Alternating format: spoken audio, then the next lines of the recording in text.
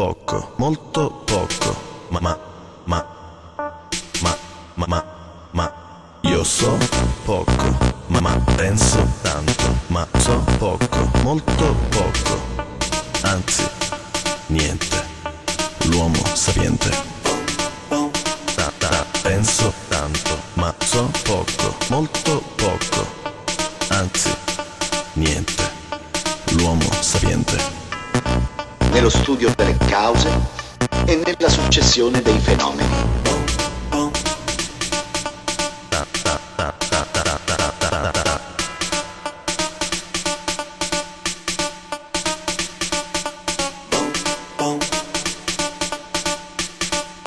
L'uomo sapiente. Nello studio delle cause e nella successione dei fenomeni.